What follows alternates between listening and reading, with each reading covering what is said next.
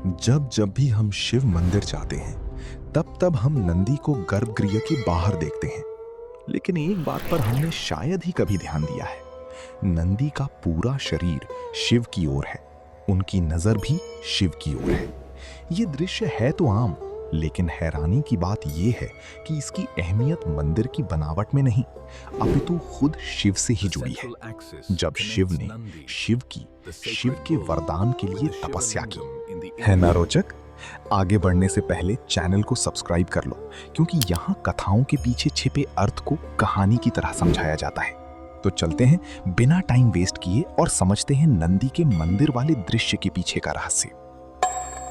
शिव पुराण में नंदी की कहानी शुरू ही एक ऐसे पिता की इच्छा से होती है जिसे साधारण पुत्र नहीं चाहिए था। उसे ऐसा पुत्र चाहिए था जो मृत्यु से परे हो।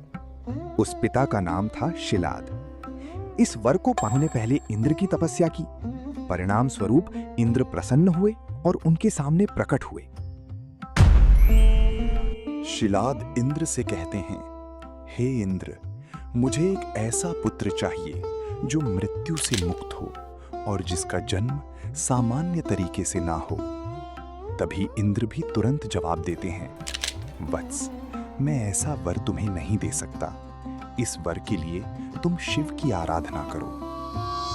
और यहीं से शिलाद की तपस्या का वो हिस्सा शुरू होता है जहां भगवान शिव भी उनकी घोर तपस्या के आगे हार मान बैठे। इंद्र से मार्गदर्शन के बाद शिलाद ने शिव को प्रसन्न करने के लिए कठोर तपस्या शुरू कर दी।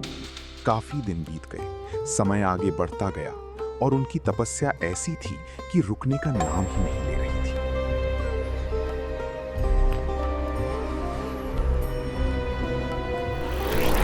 शिव पुराण के अनुसार उनका शरीर चींटियों के टीले से ढक गया।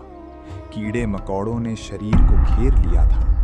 पंचभूत पर विजय पाने के बावजूद अंत में वे अस्थियों जैसे रह गए थे। कथा के अनुसार तपस्या समय की सीमाओं के परे चली गई थी, क्योंकि 1000 डिवाइन ईयर्स बीत गए थे। आखिर वो समय आ ही गया जहां भगवान शिव प्रकट हुए। शिलाद की एकाग्रता इतनी गहरी थी कि शिव के स्वयं बोलने पर भी शिलाद ने उन्हें नहीं सुना।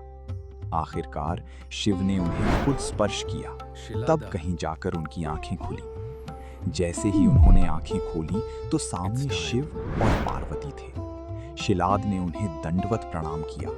अब उनके सामने वही शक्ति खड़ी थी जिसके लिए उन्होंने इतनी लंबी तपस्या की थी।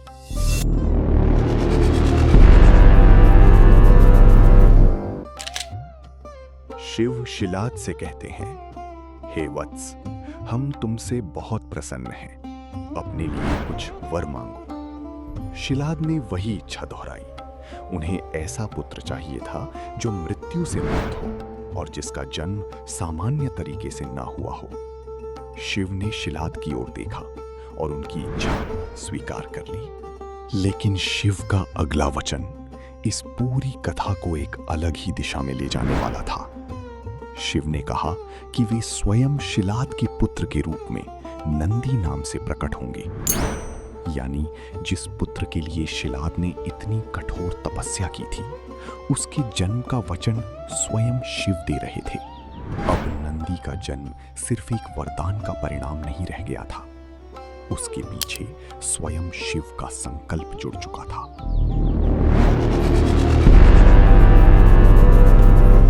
शिलाद अपने आश्रम लौटे और वहां नंदी के प्राकट्य की तैयारी शुरू हुई।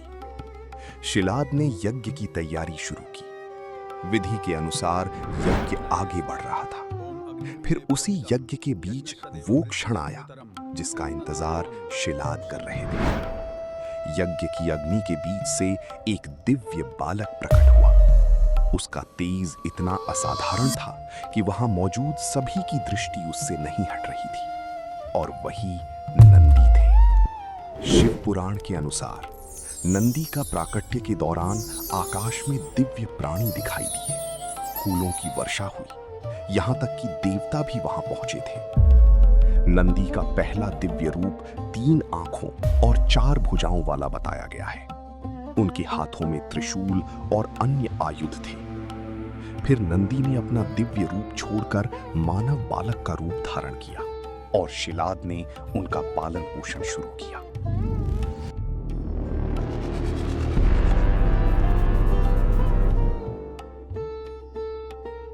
समय बीतता गया। नंदी अब बड़े होने लगे थे। शिलाद ने उन्हें वेदों और दूसरे शास्त्रों की शिक्षा दी। नंदी ने भी पूरी लगन से अध्ययन किया और उन पर महारत पाई। आश्रम में सब कुछ शांत था, लेकिन ये शांति ज्यादा देर रहने वाली नहीं थी। जब नंदी 7 वर्ष के हुए, तब 2 ऋषि शिलाद के आश्रम में आए। उन्होंने नंदी को देखा और उनके चेहरे का भाव अचानक बदल गया। उन्होंने शिलाद से कहा कि नंदी की आयु बहुत कम दिखाई दे रही है। उनके अनुसार 1 वर्ष से आगे उनका जीवन दिखाई नहीं दे रहा था। शिलाद ने जैसे ही ये सुना, उनके चेहरे की सारी खुशी गायब हो गई। जिस पुत्र के लिए उन्होंने वर्षों तक तपस्या की थी, उसी के जीवन पर अब मृत्यु की छाया मंडरा रही थी। नंदी ने पिता को इस तरह उदास देखा तो उनके पास आकर पूछा, पिताजी, आप इतने दुखी क्यों हैं? शिलाद कुछ पल चुप रहे, फिर भारी मन से बोले, बेटा, ऋषियों ने तुम्हारी आयु बहुत कम बताई है। नंदी ने पिता की ओर देखा और शांत स्वर में कहा, पिताजी, आप चिंता मत कीजिए। मैं भगवान शिव की आराधना करूंगा, उनकी तपस्या करूंगा और मृत्यु के ऊपर विजय पाऊंगा। शिलाद नंदी को देखते रह गए। उन्हें शायद ये उम्मीद नहीं थी कि इतनी छोटी उम्र में उनका पुत्र मृत्यु का सामना इस तरह करेगा। लेकिन नंदी ने फैसला कर लिया था, जिस शिव ने उन्हें जन्म दिया था, अब उसी शिव की शरण में नंदी अपनी आयु का उत्तर खोजने जा रहे थे। इस क्षण को समझने के लिए हमें फिर उसी जगह जाना पड़ेगा जहां से सब शुरू हुआ था, तपस्या। नंदी अपने पिता को प्रणाम करके वन की ओर चले गए। उनका सिर्फ एक लक्ष्य था, शिव की आराधना। कुछ समय बाद भगवान शिव स्वयं नंदी के सामने प्रकट हुए। शिव को अपने सामने देखकर नंदी ने आंखें खोली और उनके चरणों में नतमस्तक हो गए। शिव नंदी की भक्ति से प्रसन्न थे। भगवान शिव की कृपा से उन्होंने बैल का स्वरूप प्राप्त किया। इसके अलावा शिवजी ने उन्हें अपना वाहन, प्रधान गण और द्वारपाल बनाया, जिसके बाद से ही मंदिरों में उनकी बैल यानी वृषभ रूप की ही स्थापना की जाने लगी। उन्होंने नंदी को अपने नजदीक रहने का अधिकार भी दे दिया और इसी संबंध की वजह से मंदिर में नंदी शिव की बिल्कुल पास बैठे मिलते हैं। अब इस पूरी कहानी के पैटर्न पर ध्यान दीजिए। शिलाद की तपस्या शिव तक पहुंचाती है। शिव नंदी के रूप में पुत्र बनने का वचन देते हैं। फिर नंदी की अपनी परीक्षा आती है। पिता और पुत्र दोनों एक ही दिशा में जाते हैं और वो है शिव की ओर। एक मृत्यु से परे के पुत्र का उत्तर खोजने और एक मृत्यु से परे होने के बावजूद भी अपने जीवन के लिए तपस्या करने। हमारे प्रश्न मंदिर में नंदी शिव की ओर क्यों बैठे हैं का जवाब 2 हिस्सों में समझना जरूरी है। शिव पुराण नंदी की उत्पत्ति और शिव से उनके संबंध की कथा देता है। मंदिर परंपरा उसी संबंध को एक दृश्य रूप देती है। National museum of Asian art के अनुसार शिवा टेम्पल्स में नंदी की प्रतिमा मुख्य शिवा श्राइन की ओर रखी जाती है और डिवोटीज को शिवा की ओर संकेत करती है। यानी मंदिर में नंदी की दिशा एक विजुअल रिलेशनशिप बना रही है। भक्त सामने है, आराध्य सामने है। नंदी की कहानी में तपस्या है, परीक्षा है, पिता की चिंता है, फिर शिव की ओर लौटता हुआ विश्वास है। मंदिर में उनकी स्थिर दृष्टि उसी संबंध को एक सरल दृश्य में बदल देती है।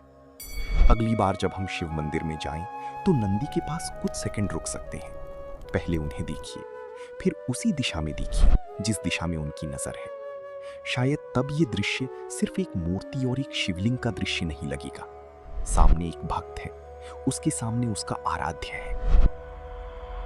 अगली कहानी में हम चलेंगे महाभारत की ओर, जहां भगवान कृष्ण ने बिना हथियार उठाए एक ऐसे युद्ध की दिशा बदल दी जिसने इतिहास की सबसे बड़ी नेतृत्व कथाओं में से एक को जन्म दिया।